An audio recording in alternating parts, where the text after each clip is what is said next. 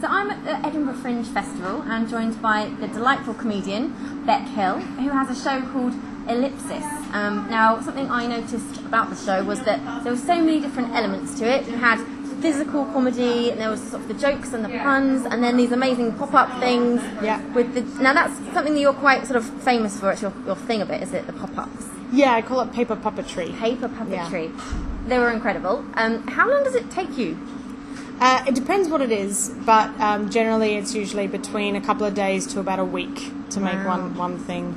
And what I was thinking as you were sort of pulling all these things was, what happens if you break it? Have you got backups? Do you have to do sort of 5 per Edinburgh Fringe? It's just a lot of sticky tape. I've always got sticky tape on me. I've always got blue tack, and I've always got thread. Thread. I'm pretty much good. Yeah. I was about to say you're very good at everything technical. Yeah. Bec is your gal. Oh, even today, just as we were setting up, I was like, there's that bit that broke off yesterday. So I was like, MacGyvering it up. Yeah. Has it ever happened where you've forgotten about something that's broke and then it doesn't work? Yeah, loads of times, yeah. But fortunately, most of the time, it's such a small thing that the audience don't realise that something was supposed to happen there, so they don't even notice. No, you have dreamt big with them. There's things that you didn't think could happen and it just happens. So thanks. I was very impressed with that. Also, like your ability with the jokes and the puns, and like, but my brain just doesn't work like that. And I wondered, is it something that you've trained yourself to do? Is it you're like really interested in that kind of humour and like wordsmanship and or is it natural? Your brain just thinks of them. I don't think I really knew that was something that I could do until I got Twitter.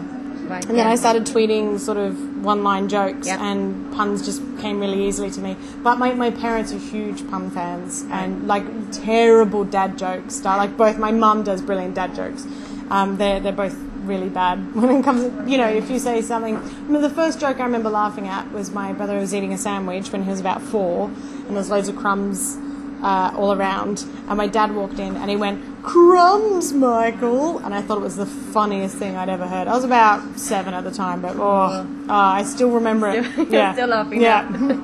Now you're actually very good at Twitter.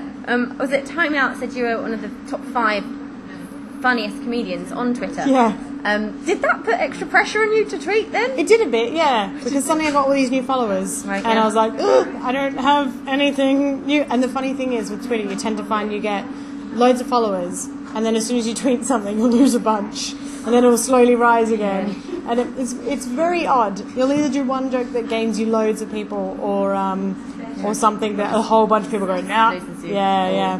And during the World Cup, I started tweeting the same joke after every game, and that got very laborious. There was about 64 games, and it was just the same joke, which was, name the country that lost, so it'd be like Spain.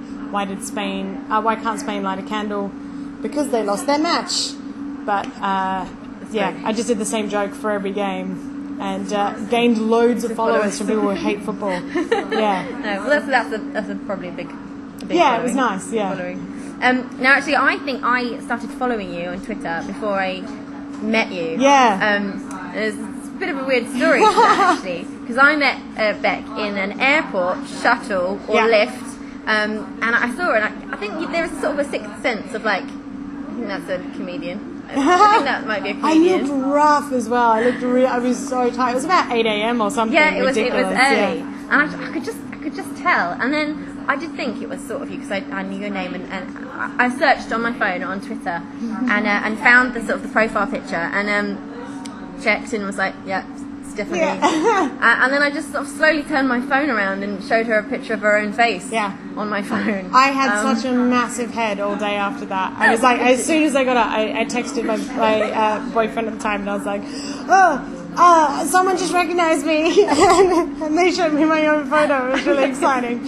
And it just, when I say it like that, it sounds a lot creepy. Creepier than it was. Made my day. If anyone out there is thinking of doing that, please do it. Yeah, if you think you've recognized someone, unless they remind you of someone who's really ugly, and then you show a photo of the ugly person and it's not them. That's just mean. No, mean. Yeah. Now I was going to lead on to saying, has anything else happened to you that was creepier than that, or do you have any weird fans?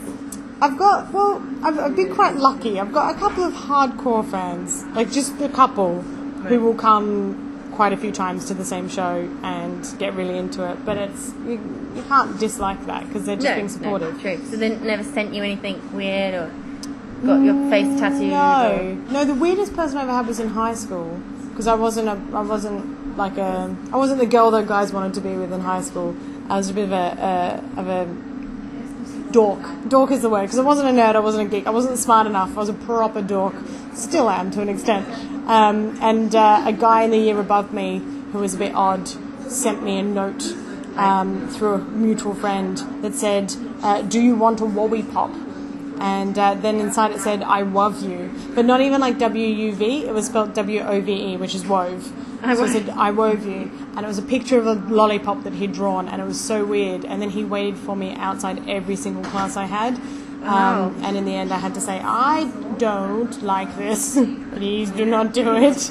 Yeah, that was probably the weirdest thing I've ever had. Oh, okay. Well, I wasn't that weird, so. No, you weren't. Not at all. No, if anyone wants to weird me out, draw a picture of a lollipop and say, "I wove you." I wove you. Yeah. So, yeah. Well, you've just given that to there everyone. You go. Oh, no. So you're probably going to get a lot of those. Anyway. Now, one of the things I was left with when I'd been to see Bec's show was this kind of warm, fuzzy feeling inside, right? And obviously I had proper belly laughs. I really, really laughed, but I felt really good about life good. at the end. And I wondered whether that was something that you thought was important as a performer that you give out to your audience, or was that just this show in particular, or is that something that you like to give people? Every show, except for last year's was kind of a best of. I wasn't supposed to do a show last year, and someone backed out of their room. And I was going to be here anyway doing a kids show, so I was asked, "Can you do an hour and fill the spot?" Wow. So, and I wasn't going to lose any money doing it, so I was like, "Yeah, sure."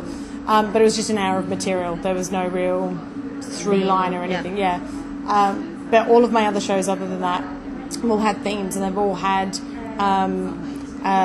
sort of conclusions and morals at the end. And often I don't know what they are until I've written them, and then I go, "Oh yeah, I've just learnt that myself." Yeah. But every show I try and not only give the audience something to take away, but also it's something I have to take away with it as well. So my first show was about how I'd always wanted to be a superhero as a kid, and the whole thing there was that I realised that being a superhero isn't about all of the superficial things about being. It's not about being able to fly or having a cool car or something. Yeah. It's about working out what your superpower is and using it for good.